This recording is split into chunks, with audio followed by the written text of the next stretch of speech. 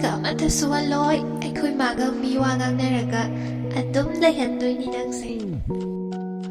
Aikoy imana aikoy imagi mamanamigi machanupida ay thazakri lamgi taikta. Papa isay sag-o. Imong gimi khara onda siro numtigi umalagtana yenigatre. Nangi wakal ta bukhallaga nokjabi ni aidi. Phazaba aikoy tumdrigo. Kuthiyeng lobada dasa pangde dung achouba ama siyu harakpade workshop ta changlaga ama sarure phazabra mayam. Ngahakta set oige taubani. Aikoy imasina amuk ngari leira jona taure. Masak phazaba mise chak yam lamganbani maram kaigino khangro. Thamoy nena ama palisisu oiroidaba mi khala khala nungshira leire. Ningbase kairibra kairibra di khangde adubu khuningdi phajjana kaira khangre. Takta Saktimana nupi ama thomdatpada Saktimando ko pege nupi do kayam liramani khallaga yengo mukta.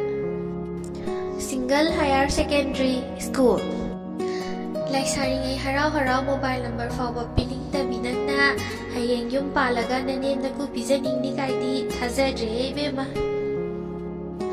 Aingonda masak fazai post ai harakpa misak ama paisa yam paikhatkre achumba ngangbagi. Koinari ni nomata call su tongnade message su thanade thungnarani khoini soidana. Sangsar se nangini loina chakyam chabi bema.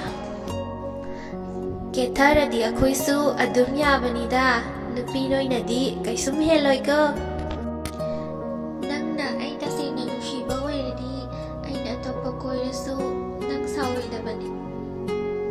Nangidudi ai nushiba sabani ko. Facebook dagi messenger fawba yam wana lakminare. Aduga WhatsApp yorakpada certificate paiba oi leirame sidabu thamoy kairoidaba maram leibra haiba.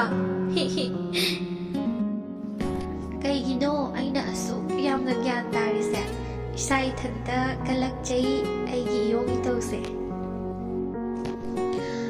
Simade hayoge luhonga matungdadi tha yengmado yaroi ko amuk ex miss tawra leiramni. Punsigi aroiba oijage khanna miwa maisalakta lebluba thamoise ngasidi amukka hena maichak hablare famda. Thazana thamluba nushibaduna leiron kaya thokna chansinbiramle ngasidi aigi thamoishu. Wakhalgi chekla su pairi nangbu nushibagi thamoigi lainasu leika phalli nangbu pamjabagi. Chatraba yadraba khumsat susatli nangi manglanda. Amuk sumi paiba phawzai chatliba khongsat asina thibot neludra haibagi. Kari tawbada kairiba kokno. Ai doctor aikhoi nupina tongan sasi haiba yadaba. Aina adugi aikhoi nupina ai chak sari haida cooker na tharagini doctor. Yam lemi waga kaya ngangzadi khalluraga madi khonjendo nupa ki type ta chawbagi. Mimang de kaidana wangang dabo oiramme.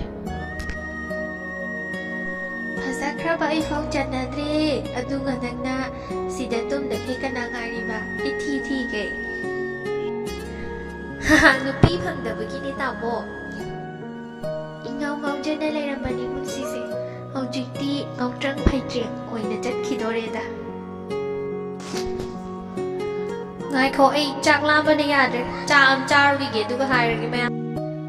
Facebook da mamingna Barbie Queen Princey kaina aduga asengwa mai thoke gubada municipality gi dustbin hek maladana aidi chatle ko. Thoi aina nang asuk yam nungshiri se gaigino. Punsi se som slow motion da kapaga leire kitang yang khalo yadre asengba. Su sage sak su thok sage ko su phing jage abungu macha su lau jage. Oi nang ai bunung shi haige haibra natraga sendang si chage haibro narol chumu.